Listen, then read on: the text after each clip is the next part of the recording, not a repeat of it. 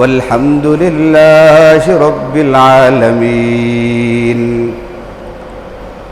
اللهم صل على محمد وعلى آل محمد كما صليت على إبراهيم وعلى آل إبراهيم إنك حميد مجيد. اللهم بارك على محمد وعلى آل محمد كما باركت على إبراهيم وعلى آل إبراهيم إنك حميد مجيد.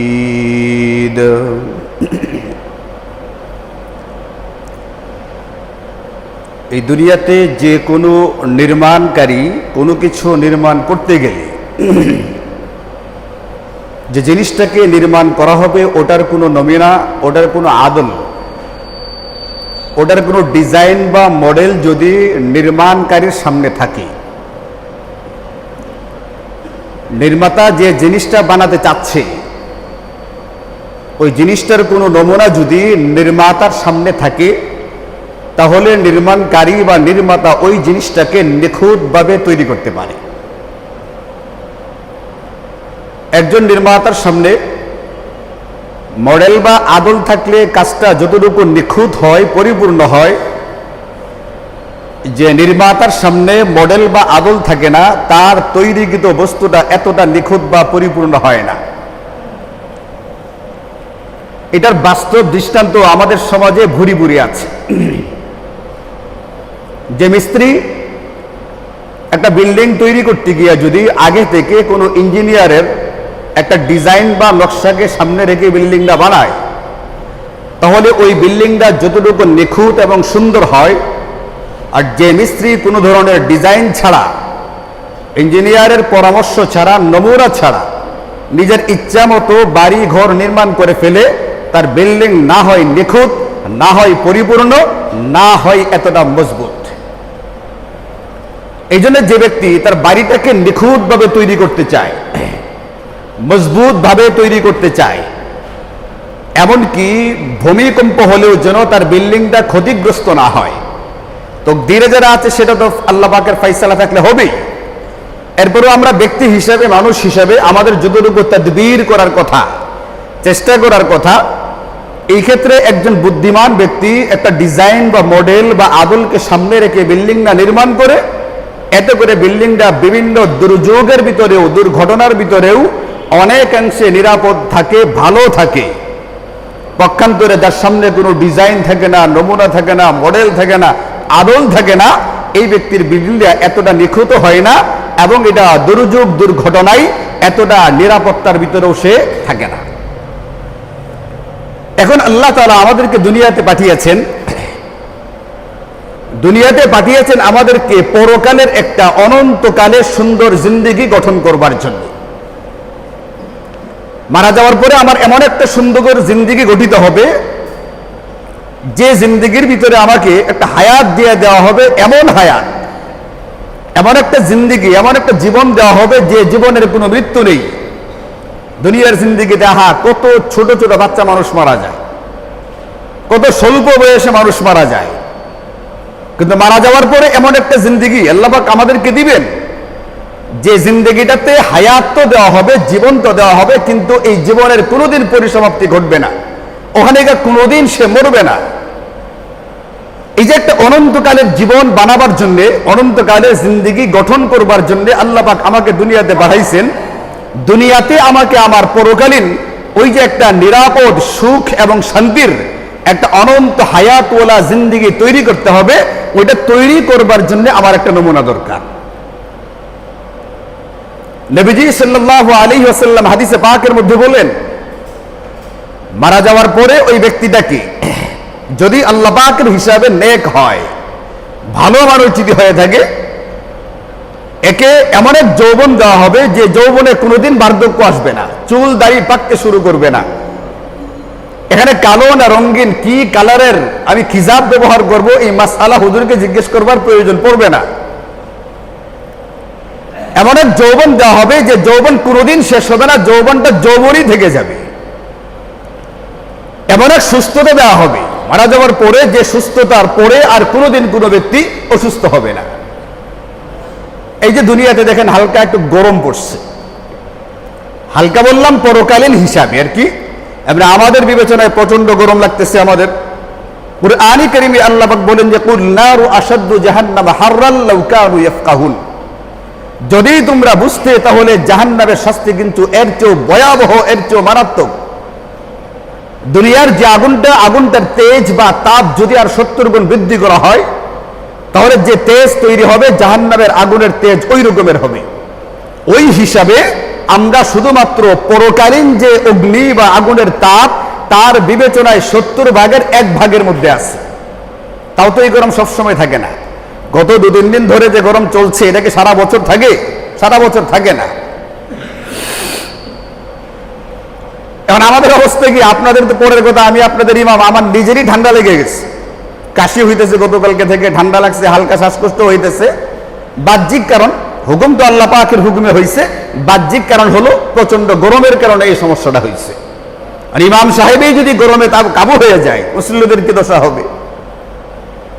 তো পরকালীন জিন্দিগিতে কোনো সময় অসুস্থতা আসবে না। এমন এক সুস্থতা দেওয়া হবে যার পরে কোনো রকমের অসুখ নেই, এমন এক জিন্দিগি যার কোনো মৃত্যু নেই, এমন এক সুস্থতা, কোনোদিন অসুস্থতা আসবে না, এমন এক যৌবন যার ভিতরে কোনো রকমের বার্ধক্যতা আসবে না। এই জিন্দিগিটাকে তৈরি করবার জন্য, এটাকে নির্মাণ করবার জন্য আল্লাহ পাক আমাকে দুনিয়াতে পাঠাইছে। এখন আমি যে আমার জিন্দিগির পরকালের জীবনটা তৈরি করব, বানাবো, গঠন করব, নির্মাণ করব, এটার জন্য একটা নমুনা দরকার, একটা আদল দরকার, একটা মডেল দরকার, একটা ডিজাইন দরকার। এই ডিজাইনটা আল্লাহ তাআলা দুনিয়াতে আমাদেরকে দিয়েছেন। তোমরা এই মডেলটাকে দেখো, অনুসরণ করো, এই নমুনাকে অনুসরণ করো, ইত্তেবা করো, এই ডিজাইনটাকে ফলো করো, তাহলে তোমাদের পরকালীন জিন্দেগিটা এমন ভাবেই গঠিত হবে যেমনটা হাদিসে পাকের মধ্যে বর্ণিত হয়েছে। এই ডিজাইনটা কি, এই নমুনা বা আদলটা কি, এই নকশাটা কোনটা, এই ব্যাপারে ওলামায়ে কেরাম, মুহাদ্দিসিনে কেরাম, আল্লাহ পাকের কালাম কুরআনুল কারীম আমাদেরকে বলছে। নবীজি আপনি বলেন লোকদেরকে এই পৃথিবীতে, কুল ইয়া আইয়ুহান নাস ইন্নী রাসূলুল্লাহি ইলাইকুম জামিআ, ও দুনিয়ার মানুষ, আমি দুনিয়ার সমস্ত মানুষ তোমাদের সবার কাছে এসেছি যে আল্লাহর রাসূল হয়ে। আল্লাযী লাহু মুলকুস সামাওয়াতি ওয়াল আরদ, আসমান আর জমিন যে আল্লাহর অধীনে, ওই আল্লাহ আমাকে তোমাদের কাছে পাঠাইছেন কেন?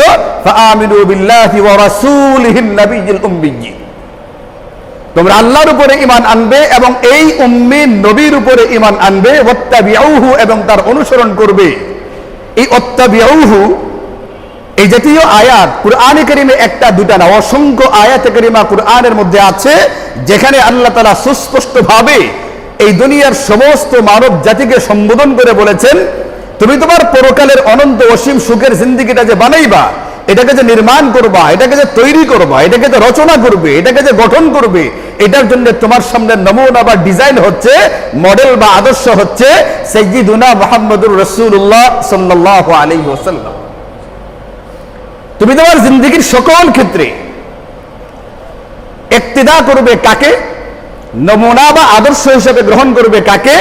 আল্লাহর রাসূল আমাদেরকে বলেছেন, আল্লাহ কুরআনে কারীমের অসংখ্য আয়াতে কারীমাতে আমাদেরকে বলেছেন, তোমার জিন্দেগির জন্মের পর থেকে, বিশেষত যখন থেকে তুমি বুঝবান হবে, তখন থেকে নিয়ে মৃত্যু পর্যন্ত তোমার জিন্দেগির সকল ক্ষেত্রে, হাত্তাল হারাকাত ওয়াস সাকানাত, এমনকি তোমার নড়াচড়া, চলাফেরা, উঠা বসা, কথাবার্তা, চাল চলন, জিন্দেগির সকল ক্ষেত্রে তোমার সামনে একমাত্র নমুনা হচ্ছে কুরআনে কারীম। তোমার সামনে নমুনা হচ্ছে আল্লাহর নবী সাল্লাল্লাহু আলাইহি ওয়াসাল্লাম। এখন কথা যেহেতু আসছে, আগে বলে ফেলছি কুরআনে কারীম, এখন আপনি প্রশ্ন করতে পারেন, এই প্রশ্নের উত্তরটা দিয়েও ফেলি, হাদিসে পাকের মধ্যে আছে ওইটা। আমি তোমাদের সামনে কুরআনে কারীম রেখে গেছি, এটাকে আঁকড়ে ধরো, তাহলে তুমি পথভ্রষ্ট হবে না। এ প্রশ্ন হয় না যে আমাদের সামনে তো নমুনা কি আছে? কুরআনে কারীম আছে। এই ব্যাপারে আম্মাজান হযরত আয়েশা রাদিয়াল্লাহু আনহাকে প্রশ্ন করা হয়েছিল।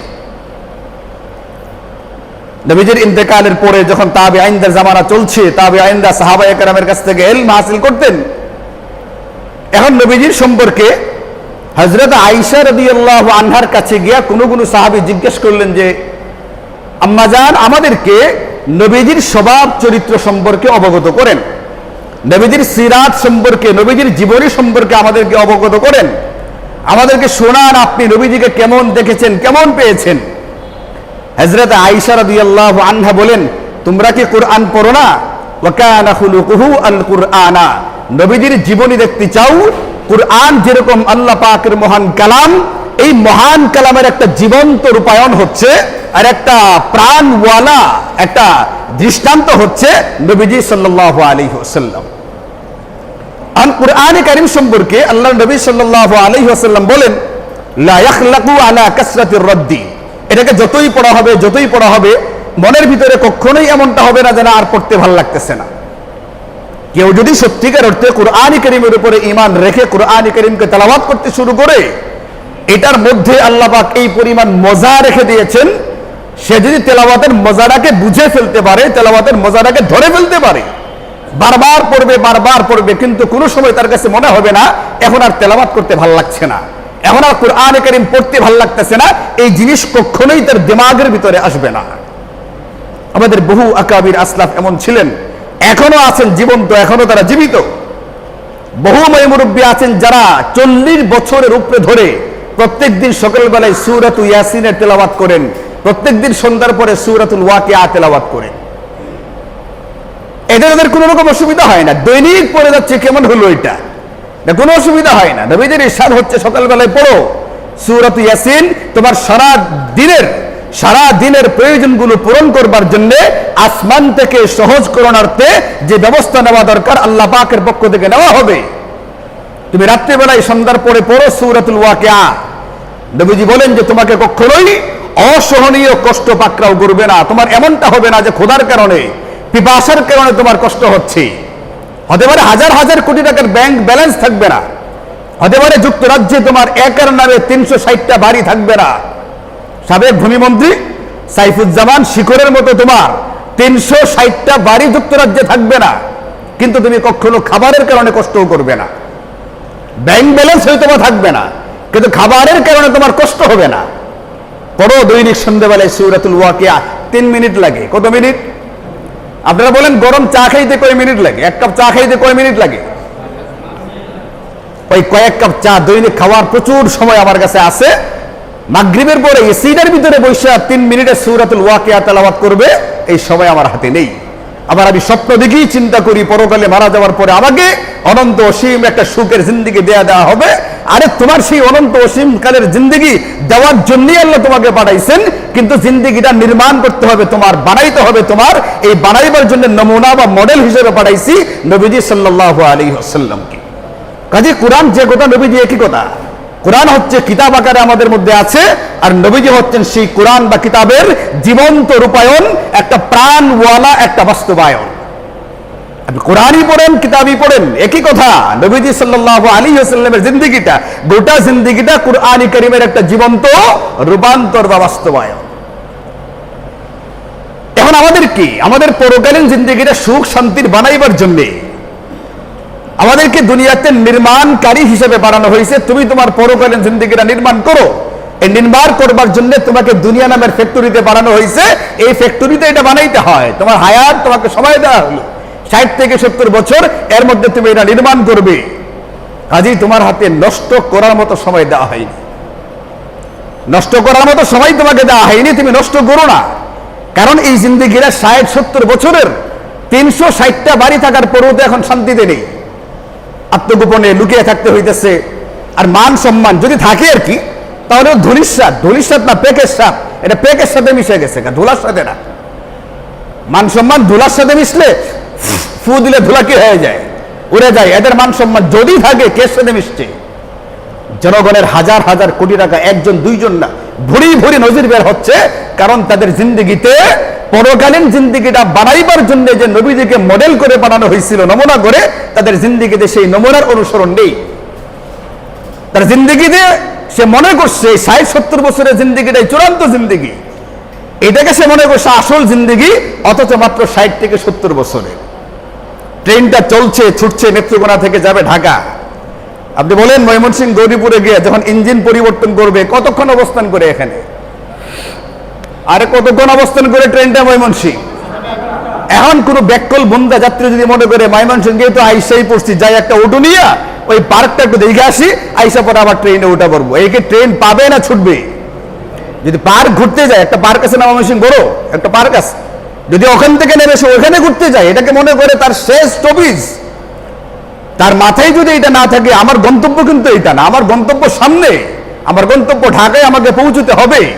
এই যাত্রী যেরকম ভুল করেছে, যেখানে তার দেরি করবার কথা না দেরি করেছে, দেরি করে সে ঢাকার গন্তব্য হারাইছে। মুমিন যদি দুনিয়াটাকেই শেষ স্টপেজ মনে করে এখানে থেকে প্রচুর পরিমাণে হায়াত দেওয়া হবে, সময় দেওয়া হবে, এটা যদি মনে করতে থাকে, তার মূল গন্তব্য সে ফেল করবে।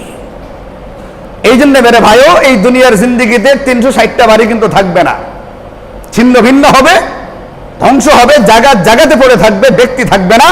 আর মান সম্মান তো বললাম যে প্যাকের সাথে কি হয়ে যাবো। আর প্যাক বুঝতেছেন আপনারা, আমি কথাটা এটা বাংলাটা সুন্দর করে কি বলে,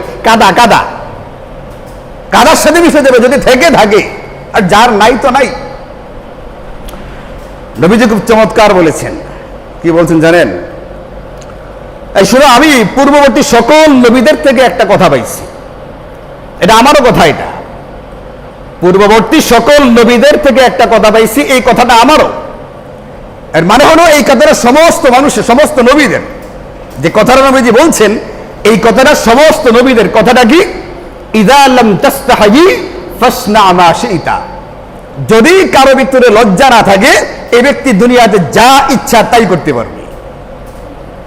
এই জন্য বলছেন ওয়াল হায়াউ শুবাতুম মিনাল ঈমান, লজ্জা হচ্ছে ঈমানের গুরুত্বপূর্ণ একটা অংশ, গুরুত্বপূর্ণ একটা অঙ্গ।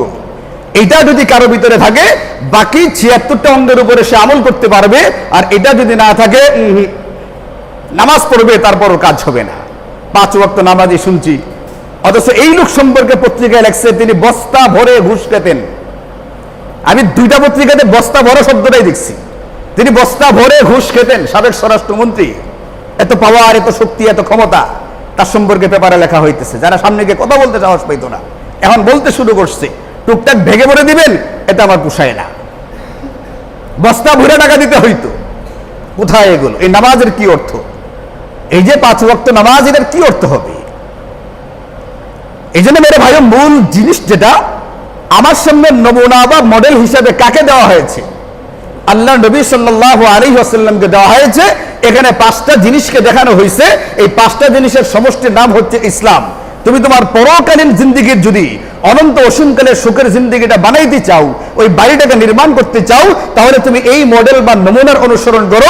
তার ভিতরে ঈমানি অবস্থাটা কেমন ছিল, হাদিসের কিতাবগুলোর ভিতরে আছে, সিরাতের কিতাবগুলোর ভিতরে আছে। একবার নবীজি এক বিয়ে বাড়িতে গেছেন দাওয়াত খেতে, ওইখানে গিয়ে দেখেন ছোট ছোট বালিকারা গীত গাইতেছে, বৈধ গীত, ইসলামী সঙ্গীত, যেটা গজল, হাম, নাত আছে না, এগুলো বিয়ে বাড়িতে আনন্দ করা হবে, এইটাই শরীয়তের মেজাজ। আরে বলেন না, বিয়ে বাড়িতে কি করা হবে? আনন্দ করা হবে, কিন্তু সেটা বৈধভাবে। বৈধ গজল আছে, হামদ আছে, নাত আছে, এগুলো গাওয়া হবে, কোনো অসুবিধা নেই। কিন্তু ঢাক, ঢোল, তবলা, বাজনা যেগুলো শরীয়তে নিষিদ্ধ, ওইগুলো না, ওইগুলো শরীয়তে বৈধ না। হিন্দি গান ছেড়ে দেওয়া হলো, এটা বৈধ না। কিন্তু বৈধগুলোকে গাওয়া হবে, এটার ভিতরে কেউ যদি লুকমা দেওয়ার চেষ্টা করে, এই লোক শরীয়ত বুঝেই নাই। নবীজি গেছেন বিয়ে বাড়িতে, ওই বাড়িতে গীত গাইতেছে ছোট ছোট মেয়েরা, আর নবীজি শুনতেছেন, সাহাবায়ে কেরাম শুনতেছেন। গাইতে গাইতে একসময় ছোট ছোট মেয়েরা গীত গাইল, অফিনা নাবিয়্যুন ইয়ালামু মা ফি গাদিন। আরে আমাদের মাঝে এমন নবী উপস্থিত হয়েছেন যিনি ভবিষ্যতের খবর বলতে পারেন। কের খবর বলতে পারেন? ভবিষ্যতের খবর বলতে পারেন। নবীজির সামনে গাওয়া হইতেছে, এতক্ষণ নবীজি লুকমা দেন নাই, কিন্তু যখন ঈমানের সাথে, ঈমানের ক্ষেত্রে অসুবিধা হয়েছে, নবীজি সঙ্গে সঙ্গে বলছেন, দাই হাদা, এটা ছেড়ে দাও, ওয়া কুনতি তাকুলিনা ওয়া কুলি মা কুনতি তাকুলিনা, আগে যা বলছিলে সেটা বলো। আগের কথাগুলো ঠিক ছিল, কিন্তু এখন যে কথাটা বললা, নবীজি গায়েবের খবর জানেন, ভবিষ্যতের খবর জানেন। এটা কোরআন বলছে একমাত্র আল্লাহ জানেন, আল্লাহ ছাড়া ভবিষ্যতের খবর কেউ জানে না।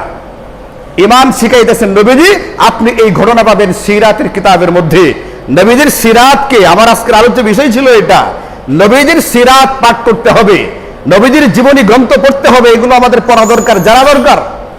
রবিউল আউয়াল মাস চলতেছে, সেই হিসাবে বিভিন্ন জায়গাতে সিরাতুন নবী সম্মেলন হচ্ছে। আর সিরাতুন নবী সম্মেলনে কথা বলতে দেবে আপনাকে আধা ঘন্টা, আপনাকে কথা বলতে দিবে 40 মিনিট, বললে বলা 40 মিনিটে না বলতে পারবে নবী জীবনের একটা ঝলক, আর 40 মিনিটে না পারবেন আপনি সেটা শুনতে। আল্লাহ পাক নবী কোরআন সম্পর্কে বলেন যে লা তানকাজি আজাইবুহু, কোরআন এটা এমন এক সমুদ্র যার কোনো কুল কিনারা নেই, এটা কোনো সময় তুমি শেষ করতে পারবে না। কোরআন এতটাই অলৌকিকতা নিয়ে পৃথিবীতে এসেছে, এর কোনো সীমা পরিসীমা নেই। কোরআনের যেরকম কোনো সীমা পরিসীমা নেই, কোরআনের যে জীবন্ত রূপায়ণ, জীবন্ত বা বাস্তব রূপ যে নবীজি, এই নবীজির সিরাতও আপনি, এটারও কোনো কুল কিনারা নেই। আধা ঘন্টা 40 মিনিট আপনি নবীজির সিরাতকে অনুধাবন করে ফেলবেন, এটা আপনি চিন্তা করতে পারবেন না। এখন এই যে ঘটনাটা, নবীজি ঈমান শিখাচ্ছেন, সাহাবায়ে কেরামকে ঈমান শিখাইতেছেন, ভবিষ্যতের খবর একমাত্র কে জানে? আল্লাহ পাক জানেন, এটা আমরা জানি না। এরকম ভাবে নবীজির ভরি ভরি নজির এরকম আছে সিরাতের কিতাবগুলোর ভিতরে, যে নবীজি আমল শিখাইছেন, ইবাদত শিখাইছেন, আমলটা কিভাবে করতে হয়। আমি আমার পরকালীন জান্নাত যে নির্মাণ করবার মডেল তো নমুনা বা আদর্শ তো হচ্ছে নবীজি। এখন নবীজিকে দেখতে হবে নবীজির ইবাদত বন্দেগী কেমন ছিল। কখনো ইবাদত করতে করতে পা মুবারক ফেলে গেছে, আমাদের আয়েশা বলেন আপনার সমস্ত গুনাহ খাতা মাফ, এত ইবাদত কেন করেন? নবীজি বলেন যে আফালা আকুনু আবদান শাকুরা, আরে যে আল্লাহ আমাকে মাফ করে দিলেন, আমার কি তার কৃতজ্ঞতা আদায় করা উচিত না আয়েশা? সাহাবায়ে কেরাম বলেন আমি যখন গেছি মসজিদে নববীতে, আমি যদি চাই নবীজিকে দেখবো নামাজরত, তাহলে নামাজরত পেয়েছি। আমি যদি পাই নবীজিকে রোজা অবস্থায় দেখবো, রোজারত পেয়েছি। আবার আমি যদি চাই নবীজিকে দেখবো বিশ্রাম করতেছেন, বিশ্রামরত অবস্থায় পেয়েছি। নবীজির জিন্দেগীর ইবাদত বন্দেগীর নমুনা আমাদের সামনে রেখে দেওয়া আছে, ওখান থেকে দেখতে হবে। ইসলাম 5টা জিনিসের নাম, তার মধ্যে 3 নম্বর হলো মুআমালাত বা লেনদেন। সাদাকার একটা খেজুর ঘরে রয়ে গেছে, সাদকা। সাদাকা নবীজির জন্য হালাল ছিল না, সাইয়্যিদ বংশের জন্য হালাল না। এখনো যারা সৈয়দ বংশের আছেন, যদি সনদ থেকে থাকে, আপনাদের জন্য কখনোই দরিদ্র হয়ে গেলেও আপনাদের জন্য কখনোই সাদাকা হালাল না। লেনদেন কি পরিমাণ পরিষ্কার ছিল, আপনি যদি নমুনা নিতে চান, নমুনা নিতে হবে প্রত্যেকে নবীজির জীবনী থেকে। একটা খেজুর রয়ে গেছে ঘরের ভিতরে, সাদাকার খেজুরগুলো বিতরণ করতে করতে করতে করতে কোন দিক থেকে পড়ে গেছে একটা টের পাওয়া যায় নাই। নবীজির ঘুম হয় না, ঘুমে ধরে না। যে জিনিস আমার জন্য হালাল না, আমার জন্য হারাম, এই জিনিসটা আমার ঘরে থাকে, আমি ঘুমাই কেমনি? হারাম আমার দেহে ঢুকবে দূরের কথা, হারাম আমার ঘরে থাকবে, এটাও নবীজি পছন্দ করতেন না। সারা রাত্রিতে পেরেশানে ঘুম হয় নাই। এরা 360টা বাড়ি বানায় কেমনে, আমার এটা চিন্তা দিয়ে ধরতে পারি না, আমি মিলাইতে পারি না, ক্যালকুলেশন করে, এটা হিসাব করে কেমনে হয় জিনিসটা। লেনদেন শিখাইছেন নবীজি, কোত্থেকে নিতে হবে? নবীজির সিরাত থেকে, নবীজির জীবনী থেকে। নবীর জীবনী থেকে আমাদেরকে আমার পরকালীন জিন্দেগির বানাইবার ডিজাইনটা বা নকশাটা নিতে হবে। মুআশারাত শিখাইছেন নবীজি, আচার ব্যবহার কিরকম হবে। গ্রামের সাদাসিধা ব্যক্তি মসজিদে পেশাব করে দিছে, আসছেন নবীজির সঙ্গে দেখা করতে, পেশাব করতে হয়, পেশাবখানায় গিয়ে বুঝতে পারেন নাই, মসজিদের কর্নারে বসে পেশাব করে দিচ্ছে। আমাদের অবস্থা হলে কি হইতো? ধর মার কাক। নবীজি বলছেন তাকে পেশাব করতে দাও, পেশাব করতে দাও, করে ফেলো মসজিদে পেশাব। মুহাদ্দিসিনে কেরাম পেরেশান, আল্লাহর ঘর মসজিদ যেটা জিকিরের জন্য বানানো হয়েছে, গল্প গুজব করতে গেলে যেখানে নবীজি ঠেকাইছেন, ফিরাইছেন। আল্লাহ বলছেন যে ঘর বানানো হয়েছে আল্লাহর জিকিরের জন্য, ইবাদতের জন্য। এখানে আল্লাহ পাকের গোলামি আর বন্দেগী করা হবে, অন্য কোনো কাজের জন্য না। সেখানে পেশাব করা হইতেছে। নবীজি বললেন পেশাব চলছে, পেশাব করতেছে। এই সময়ে যদি তার পেশাবটাকে আটকে দেওয়া হয়, তার পেশাবের নালীতে কোনো অসুবিধা হতে পারে, ইনফেকশন হতে পারে, ব্যক্তিরা ক্ষতিগ্রস্ত হতে পারে। তাকে পেশাব যেহেতু করা শুরু করে দিয়েছে, পেশাবটা করতে দাও, এরপরে পানি মেরে এটাকে সাফ করে পরিষ্কার করো। মুআশারাত শিখাইছেন, আচার আচরণ শিখাইছেন। এইগুলো সব নবী জীবনী এর ভিতরে আছে, সিরাতের কিতাবে সুন্নাহর ভিতরে সংরক্ষিত। এটা আমার আপনার জন্য সংরক্ষণ করা হয়েছে, কিন্তু নবীর সিরাতের সাথে কোনো সম্পর্ক নাই। এই জন্য নির্মমভাবে, নিষ্ঠুরভাবে কতগুলো মানুষ আরেকটা মানুষকে জীবন্ত পিটিয়ে হত্যা করে ফেলে। পেপার পত্রিকা অনলাইনে দেখতেছি, যে ব্যক্তিটাকে মারা হয়েছে ভারসাম্যহীন। আমার দৃষ্টিতে যারা মেরেছে এরা ভারসাম্যহীন। একটা সুস্থ স্বাভাবিক মানুষ আরেকটা মানুষকে এরকম নিষ্ঠুর বা নির্মম ভাবে লাঠি দিয়ে পিটিয়ে হত্যা করতে পারে, এটা তো চিন্তাই করতে পারি না। চিন্তা করাই তো অসম্ভব। এর মানে যে মানুষগুলো মেরেছিল, আর যে মানুষগুলো এখানে দাঁড়িয়ে ভিডিও করেছে, আর যে মানুষগুলো এটাকে আবার ইন্টারনেটে আপলোড দিয়েছে, সবগুলো মানসিকভাবে একটা রোগী এবং অসুস্থ ব্যক্তি। যদি সত্যিকারের কোনো অপরাধী হয়ে থাকে, আইন আছে, আদালত আছে, বিচার আছে, ওখানে যাওয়া হবে। আমি তুমি মেরে ফেলবার কে কে অধিকার দিয়েছে আমাদেরকে একটা মানুষকে মেরে ফেলবার, যেখানে আল্লাহ নবী মসজিদে পেশাব করার পরে তাকে পেশাবে পর্যন্ত কি দেন নেই, বাধা দেন নেই। অসুবিধা কোথায়? ওই নমুনা বা মডেলটা সামনে নেই। আমাদের কথা ছিল মুআশারাত বা আমরা আদব আখলাক শিখবো, শিষ্টতা, ভদ্রতা, সৌজন্য বোধ, এইগুলো শিখবো নবী জীবনী থেকে। কিন্তু নবী জীবনী আমাদের ঘরে নেই, আমাদের পাঠের ভিতরে, আমাদের সিলেবাসের ভিতরে এটাকে রাখাই হয়নি। আমাদের সিলেবাসে লম্বা সময়ের জন্য একটা সময় রাখা আছে ফেসবুকিং এর জন্য, কিন্তু নবী জীবনীর কোন সময় 24 ঘন্টার নিজামুল আওকাত বা রুটিনের ভিতরে রাখাই হয়নি। অথচ আল্লাহ নবী সাল্লাল্লাহু আলাইহি ওয়াসাল্লাম হাদিসে পাকের ভিতরে বলেন, লাযাওয়ালুদ দুনিয়া আহওয়ানু আলাল্লাহি মিন কাতলি রাজুলিন মুসলিমিন। একজন মুসলমানকে হত্যা করা হচ্ছে, গোটা দুনিয়া যদি ধ্বংস হয়ে যায় আল্লাহর কাছে এটা সামান্য বিষয়। গোটা দুনিয়ার চেয়ে, গোটা পৃথিবীর চেয়ে আল্লাহ পাকের কাছে একজন মুসলমানের হায়াত বা জিন্দেগির এত দাম। নবীজি বলেন, একজন মুসলমানের হায়াতের চেয়ে এই গোটা পৃথিবী কোনো কারণে ধ্বংস হয়ে যাক, এটা আল্লাহর কাছে সামান্য বা তুচ্ছ বিষয়। কিন্তু একটা ব্যক্তিকে মেরে ফেললে, একজন মুসলিমকে হত্যা করলে এটা মারাত্মক অপরাধ। এই ব্যক্তির জন্য কুরআনে কারীমের এক আয়াতে কঠিন 5টা শাস্তির কথা বলা আছে। কিন্তু এই জিনিসগুলো আমাদের জিন্দেগিতে নাই কেন? কেন একটা সর্বোচ্চ বিদ্যাপীঠ দাবি করা হয়, ওই বিশ্ববিদ্যালয়ের শিক্ষার্থী হওয়ার পরে এতটুকু শিষ্টতা, এতটুকু আচার, এতটুকু মানবিকতা তার ভিতরে থাকবে না? দেশে একটা জীবন্ত মানুষকে আবার তামাশা করে মারার আগে একবার মেরে তারপরে ভাত খাওয়াইছে, এরপরে খাওয়ায় দেওয়ার পরে আবার মারবে, এটা কিভাবে হয়? আজকে যদি ইসলামী হুকুমত থাকতো, ইসলামী খেলাফত থাকতো, তাহলে 10, 15, 20 বছরে গিয়ে বিচার শেষ হবে, এটা হওয়া লাগতো না। কয়েকদিনের ভিতরে বিচার হইতো। সিসি ফুটেজ দেখে সবগুলোকে আইনের আওতায় এনে সবগুলোর মৃত্যুদণ্ড অতি দ্রুত কার্যকর করা হইতো 2-3 দিনের ভিতরে। নেই? আপনারা কি আসেন ইসলামী হুকুমত হোক, এটা আপনারা চান? মাত্র দেখেন কয়জন হাত উঠাইছে। তা আমরা মরবো না তো মরবো কেটা? আমরা মায়ের না খাইলে, আমাদেরকে মায়ের না দিলে মায়ের কে খাবে? সব মুসলমান নামাজ পড়তে আসছে এখানে। বললাম যে ইসলামী হুকুমত চান কিনা, 4-5 জনে হাত উঠেছে। আরে মুসলমান তো ইসলামী হুকুমত চাইবে, মুসলমান তো ইসলামী খেলাফত চাইবে, যে খেলাফত নবীজি কায়েম করে দেখাই দিয়ে গেছেন, সাহাবায়ে কেরাম দেখাই দিয়ে গেছেন। আমরাই চাই না ওইটা। তাহলে আমরা না চাইলে আমাদের নিরাপত্তা কোত্থেকে আসবে? নবীদের জামানায় ইসলামী হুকুমত কায়েম করা হয়েছে। একটা মেয়ে দূর ইয়ামান থেকে মদিনা পর্যন্ত একা একা হাইতে আসে, মেয়েটার দিকে চোখ তুলে তাকাইবার মতো কারো সাহস হয় না। 2-4টা জিনা ব্যভিচারের শাস্তি ইসলামের রীতি অনুযায়ী কার্যকর করে দেখা হোক, এরপরে দেখেন জিনা ব্যভিচার বন্ধ হয় কিনা। বিশ্ববিদ্যালয়গুলোতে এই জাতীয় কি হত্যাকাণ্ড আরো হয়েছে না? আরে তোফাজ্জলের ঘটনা গতকালকে প্রথম না, আগেও হয়েছে। আবরার হত্যা হয়েছে না? এরপরে বিশ্বজিৎকে হত্যা করা হয়নি, হিন্দু বিশ্বজিৎ। এরপরে সানি হত্যাকাণ্ড, বুয়েটের আরো আগের যে ঘটনা, ওটা তো হয়েছে। এই ধরনের ঘটনা মাঝে মধ্যেই ঘটে, কিন্তু বিচার আছে, আইনও আছে, আদালতও আছে। হত্যাকাণ্ডকে থামছে না, দিন দিন হচ্ছেই। দিন দিন হইতো না যদি ইসলামী হুকুমত বা ইসলামী খেলাফত থাকতো। এখন বলেন রাজি আছেন কিনা ইসলামী হুকুমত বা খেলাফতের জন্য? ইসলামী হুকুমত বা খেলাফত যারা কায়েম করার জন্য রাজনীতি করবে, আপনি ভোট তাদেরকে দিবেন, এটা আপনার জিম্মাদারি। মনে রাখবেন, 360 বাড়িওয়ালাকে যারা ভোট দিচ্ছে, 360টা বাড়ি বানাইছে, দেখেন নাই প্রথম আলো সহ বিভিন্ন পত্রিকাতে? এই লোকে যে বাড়ি বানাইছে, টাকাগুলো তার বাপের কামাই করে না, দুর্নীতির টাকা। এই লোককে যারা ভোট দিয়ে পাশ করাইছে, অথবা যারা কলে কৌশলে ভোট বাড়াইতে পাশ করাইছে, ইসলামের নিয়ম অনুযায়ী ওই লোক যে পরিমাণ গুনাহ করছে, এদের আমলনামায় সেই পরিমাণ গুনাহ লেখা হবে। এজন্য আপনি ভোট দিবেন হুশ করে। এতদিন ভোট ছিল না, ভোট দিতে পারেন না, আমি ভোট নিয়ে বয়ানও করি নাই। কখনো যদি দেশে সুষ্ঠু সুন্দর নির্বাচন হয়, আমি আপনাদেরকে ভোট সম্পর্কে ইসলাম কি বলে এই ব্যাপারে আলোচনা করবো ইনশাআল্লাহ। আপনি ভোট কাকে দিবেন? আমি আওয়ামী লীগও করি না, বিএনপিও করি না। আপনারা মনে করেন না হুজুর মনে হয় বিএনপি করে। আমি কোনো ইসলামী দলগুলোর সাথে সম্পৃক্ত না। বর্তমানে বিভিন্ন ইসলামী দল আছে না, জামাতে ইসলামী আছে, খেলাফত আন্দোলন আছে, খেলাফত মজলিস আছে, আরো অনেকগুলো ইসলামী দল আছে, নিজামে পার্টি সহকারে। আমি কিন্তু একটার সাথে সম্পৃক্ত না। কিন্তু এরপরেও সিস্টেমটা ইসলামী না।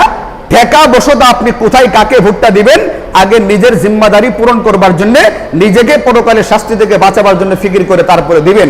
আর নতুবা আপনার ভোটে নির্বাচিত এমপি যে পরিমাণ গুনাহ করবে, ওই পরিমাণ গুনাহ আপনার আমলনামায় আসবে।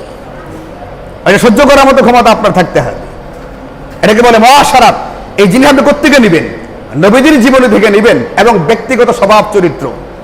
নবীদের ভিতরে ঠান্ডা মেজাজের স্বভাব ছিল। কোরআনে আল্লাহ বলছেন ফাবিমা রাহমাতিন মিনাল্লাহি লিনতা লাহুম, আপনি সুন্দর মেজাজের অধিকারী, এই জন্য সাহাবায়ে কেরাম আপনার জন্য জীবন বিলিয়ে ফেলে। ঢাল নেই, শত শত তীর আসতেছে, সাহাবী নবীজির সামনে এমনি দাঁড়াইছেন, তার শরীর চাল্লির মতো হয়ে গেছে। নবীজিকে রক্ষা করার জন্য জীবন দিয়েছেন অসংখ্য সাহাবী। এটা সিরাতের কিতাবগুলোর মধ্যে আছে। অস্বাভাবিক রাগী নবীজি ছিলেন না, নরম হৃদয়ের ছিলেন, এই জন্য সাহাবায়ে কেরাম ভিড় করছেন। কিন্তু যদি অতিমাত্রায় রাগী হতেন তাহলে কি হতো না? আল্লাহ বলেন যে ওয়ালাউ কুনতা ফাজ্জান গালিজাল কলবি, আপনি যদি কঠোর হৃদয়ের অধিকারী হতেন সাহাবায়ে কেরাম আপনার কাছ থেকে দূরে সরে যেত। ব্যক্তিগত স্বভাব চরিত্র, অতিমাত্রায় রাগ করা যাবে কি যাবে না, মিথ্যা কথা বলা যাবে কি যাবে না, খেয়ানত করা যাবে কি যাবে না, অন্যের সম্পদ গ্রাস করা যাবে কি যাবে না, ইত্যাদি কতগুলো বিষয় আছে। এইগুলো আমাদেরকে জানতে হবে। কোত্থেকে জানা যাবে? এই সিরাতের কিতাব থেকে। এই 5টা জিনিসের নাম হলো ভাই ইসলাম, বিশুদ্ধ ঈমান আর আকীদা। ওই যে গায়েবের খবর বলছেন নবীজি থামাইছেন, না না না, গায়েব একমাত্র কে জানেন? আল্লাহ জানেন। ইবাদত বন্দেগী শিখাইছেন, মুআমালাত শিখাইছেন, লেনদেন কিরকম হবে, হালাল হারাম, মুআশারাত শিখাইছেন, আচার আচরণ কিরকম হবে, আখলাক বা ব্যক্তিগতভাবে আমি কোন চরিত্রের হব, গোটা দিনটাকে বুঝবার জন্য, গোটা শরীয়তকে বুঝবার জন্য আমার আপনার জিন্দেগিতে অতীব জরুরি হচ্ছে এটা নবী জীবনী বা সিরাতের কিতাব অধ্যয়ন করা। শুধু রবিউল আউয়ালে একটা মিছিল করলেন অথবা একটা সিরাত সম্মেলনে উপস্থিত হলেন, এতটুকুর দ্বারা আপনি নবী জীবনী সবটাকে আয়ত্ত করতে পারবেন না। এই জন্য নবীজির সিরাত আছে, নির্ভরযোগ্য কিতাব আছে নবীজি সম্পর্কে লেখা, এইগুলো সংগ্রহ করা চাই। দৈনিক 1, 2, 4, 5টা পৃষ্ঠা পড়েন, আপনি ঘুমানোর আগে শুয়ে বসেন পড়েন। হযরত থানবী রাহিমাহুল্লাহ বলছেন, যদি কোনো ঘরে নিয়মিত কোনো একটা সিরাতের কিতাবকে পাঠ করা হয়, ওই মহল্লাতে, ওই এলাকাতে মহামারী বা দুর্ভিক্ষ দেখা দিবে না। ইমাম আবু মুহাম্মদ আত-তিরমিজি, আবু আইসা মুহাম্মদ আত-তিরমিজি রাহিমাহুল্লাহ, ইনি তিরমিজি শরীফ কিতাবটা লিখলেন। যে 6টা কিতাব পড়ে আমাদের ছেলেরা মাওলানা হয়, আলেম হয়, হাদিসের বিখ্যাত 6টা কিতাব, এর ভিতরে একটার নাম হচ্ছে তিরমিজি শরীফ। এই কিতাবটা লেখবার পরে তিনি বলেন যে ফারাস্তুহু আলা উলামাইল হিজাজ ওয়া খুরাসান ওয়াল ইরাক, ইরাক খুরাসান ওনাদের সামনে আমি পেশ করলাম, বড় বড় আলেমদের সামনে পেশ করার পরে ফারাদু বিহি, তারা এই কিতাবটাকে পছন্দ করলেন যে নির্ভরযোগ্য কিতাব এটা, এটার উপর আমল করা যায়, এটাকে পাঠ করা যায়। এই কিতাব সম্পর্কে ইমাম তিরমিজি নিজে বলছেন, মান কানা ফি বাইতিহি হাদাল কিতাব ফাকান্নামা ফি বাইতিহি নাবিয়্যুন ইয়াতাকাল্লামু, যে ব্যক্তির ঘরে আমার এই কিতাবটা থাকবে, এই ব্যক্তির ঘরে কেমন যেন জীবন্ত নবীজি আছেন যিনি মাঝে মধ্যে কথা বলেন। আপনি সিরাতের কিতাব পড়েন, 2-1টা পৃষ্ঠা পড়বেন, ভাববেন কেমন যেন নবীজি আমার ঘরে কথা বলছেন। এই জন্য বেরে ভাই, আমার আজকের বয়ানের খুলাসা বা সারাংশ হচ্ছে, শুরুতে বলছিলাম অসুস্থ, হয়তো কথা খুব সংক্ষেপ করবো, যেইসি কথা হয়ে গেছে বেশি। এটার একটা কারণ আছে। আল্লাহ কোরআনে বলছেন ওয়া মা তাশাউনা ইল্লা আইয়াশা আল্লাহ, তুমি যা চাও সেটা হবে না, ওই মিয়া যেটা চাই ওইটাই হবে। কে? এটা কোরআনের কথা। আল্লাহ যা চান সেটা হবে, তুমি যা চাও সেটা হবে না। এই জন্য দেখেন এর ভিতরে আমার কাশি উঠে নাই, শ্বাসকষ্ট হইতেছিল আগে, সেটাও গেল গা, আবার নাক টানার একটা সমস্যা আমি টিস্যু নিয়ে করতেছি, ওটাও দিয়ে আমার নেই। এদেরকে বলে রাখছিলাম যদি নাক মুছতে হয় তাহলে এটাকে বন্ধ করে রাখবা, আর তোমার ভিডিও আসবে আমি নাক মুছতেছি। আল্লাহ পাকের মেহেরবানি, নবী জীবনের বরকত, যে শ্বাসকষ্ট বয়ান শুরু করার আগে আমার হইতেছিল, এখন আর হইতেছে না। এতটুকু মাত্র আধা ঘন্টার আলোচনায় নবী জীবনের বরকত। এই জন্য আমি আপনি আমার আপনার জিন্দেগিতে বাকি হায়াত পর্যন্ত আমার পরকালীন জান্নাতটাকে নির্মাণ করবার জন্য, আমার পরকালীন বাড়িটাকে নির্মাণ করবার জন্য নবীজির সিরাতের একটা চর্চা আমার ভিতরে থাকা চাই। সিরাত মানে হচ্ছে নবীজির জীবনী, আর নবীজির জীবনীর উপরে প্রচুর গ্রন্থ আছে। আপনি নির্ভরযোগ্য গ্রন্থ নেবেন, যেমন হযরত ইবনে হিশাম রাহিমাহুল্লাহর আছে সিরাতুন নবী, 4 খণ্ডে, এটা ইসলামিক ফাউন্ডেশন থেকে তরজমা আছে, বাইরে থেকেও আছে। এরকম ভাবে ইদ্রিস কান্দালবী রাহিমাহুল্লাহর সিরাতে মুস্তাফা নামের 3 ভলিউমের কিতাব আছে, নির্ভরযোগ্য কিতাব, এটাও আপনি নিতে পারেন। এরকম ভাবে মুফতি মুহাম্মদ শফি রাহিমাহুল্লাহর সিরাতে খাতামুল আম্বিয়া, ছোট্ট কিতাব কিন্তু পরিপূর্ণ, আপনি এটাও নিতে পারেন। এই জামানার একটা বিখ্যাত কিতাব প্রসিদ্ধ আর রাহিকুল মাখতুম, শফিউল্লাহ মুবারকপুরি রাহিমাহুল্লাহর লেখা, আপনি এটাও সংগ্রহ করতে পারেন। সৈয়দ আবুল হাসান আলী নদভী রাহিমাহুল্লাহর লেখা নবী রহমত, আপনি এটাও সংগ্রহ করতে পারেন, এটাও আপনার কাজে লাগবে। সবগুলো নির্ভরযোগ্য কিতাব, যেন তেন কিতাব কিনবেন না, পড়বেন না, নির্ভরযোগ্য আলেমের কিতাব পড়তে হবে। সিরাতুন নবী, এটা তো একবারে সনদ বা সূত্র সহকারে লেখা, নবীজির কোন কথাটা কখন বলছেন, কি অবস্থায় বলছেন, সব সনদ সহকারে লিখে দেওয়া আছে। খুবই চমৎকার কিতাব। আমাদের একটু সময় দরকার, 2-4 মিনিট 5 মিনিট সময় ইনশাল্লাহ আমাদের দরকার সিরাতের কিতাব পাঠ করবার জন্য।